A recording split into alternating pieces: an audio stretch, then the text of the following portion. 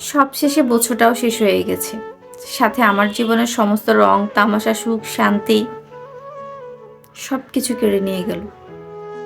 যে মানুষটা একটা সময় আমাকে কথা দিয়েছিল যে আমাকে ছাড়া যে ভালোই থাকতে পারবে না, আর সে নতুন একটা মানুষের সাথে ঠিকই হ্যাপি নিউ ইয়ার পালন করতেছে। বছরটার সাথে সাথে না একটা সময় সে মানুষটাও পুরনো হয়ে যাবে, ভাবতেই অবাক লাগে জানেন তো। গত বছর এই সময়টাতে আমার চোখে মুখে শান্তির ছাপ ছিল। গত বছর এই সময় আমার সাথে একটা প্রিয় মানুষ ছিল, যে কিনা সব সময় বলতো যে আমি তোমার সাথে আছি, তুমি সামনে এগিয়ে যাও, তুমি একদিন সাকসেস হবে।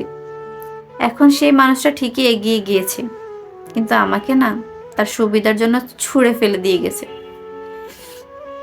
বছরের সাথে সাথে নিজেকে বদলে ফেললো সে, কিন্তু আমি নিজেকে আর বদলাতে পারলাম না, বরং আমার দুঃখ কষ্টের পরিমাণগুলো বেড়ে গেছে।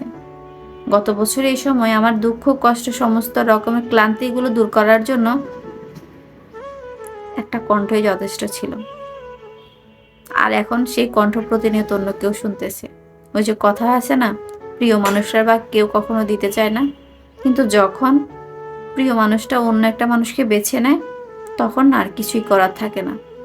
না, আমি তাকে ফেরানোর চেষ্টা করেছি অনেক, কিন্তু তাকে না আমি কখনোই ফেরাতে পারিনি। আমি বারবার ব্যর্থ হয়েছি। তাই নতুন বছর এসেও না আমি খুশি হতে পারছি না। কোথায় যেন একটা ব্যথা থেকেই গেছে। শুধু আমার মাথার বালিশগুলোই জানে নতুন বছরটা আমার জীবনে কিভাবে শুরু হয়েছে।